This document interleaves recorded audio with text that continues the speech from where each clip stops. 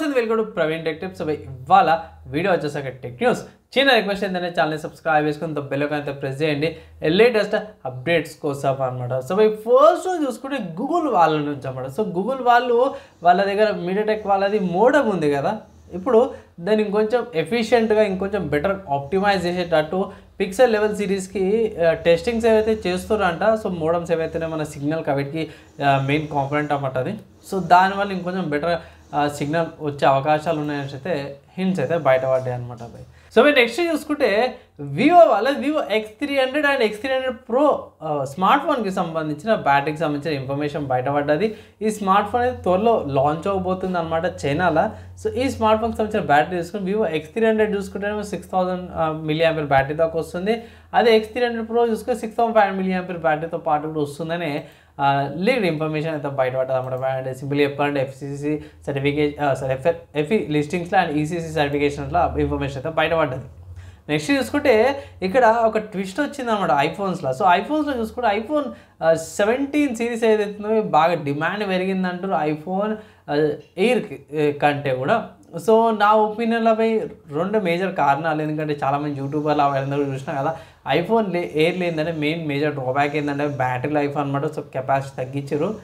So మళ్ళీ ఇంకా battery power bank అవన్నీ కేసెస్గా యాడప్ అవుతుంది కాబట్టి దానికంటే 17 సిరీస్లో ఏదైనా ఒకటి తీసుకున్న బెటర్ ఆప్షన్ అనేసి అయితే చాలామందికి ఒపీనియన్ అదే ఉందంటారు. సో వీటికి సంబంధించిన 17 సిరీస్కి సంబంధించిన డిమాండ్ ఎక్కువ పెరిగిపోయింది అనేసి అయితే ఒక అప్డేట్ వచ్చింది.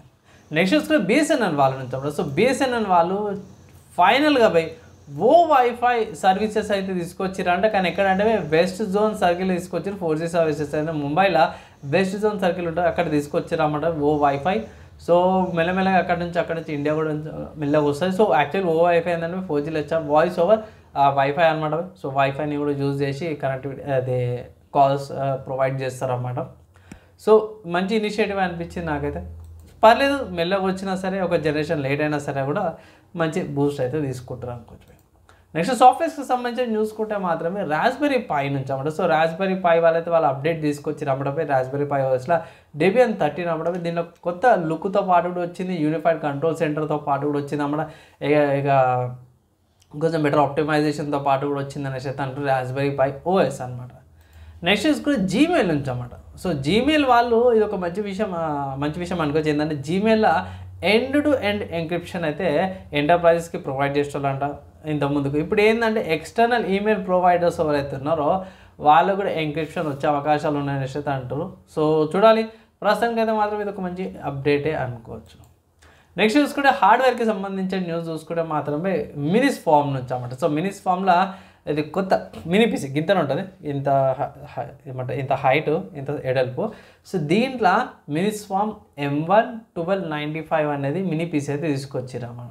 ఇక్కడ స్పెషాలిటీ ఏంటంటే మాత్రమే ఇది పోర్ట్స్తో తక్కువతో పాటు కూడా వచ్చిందని అయితే అంటారు. అండ్ ఇంకో మంచి విషయం ఏంటంటే ఇంటెల్ వాళ్ళ కోర్ i9-1290-50HX ప్రాసెసర్తో పాటు కూడా వస్తుంది. బెటర్ ఆప్టిమైజేషన్, బెటర్ పర్ఫార్మెన్స్తో పాటు వస్తుంది. ఇక్కడ 32GB ర్యామ్ 1TB స్టోరేజ్తో పాటు వస్తుంది. $329 పాటు కూడా వస్తుంది అనమాట మీ దగ్గర.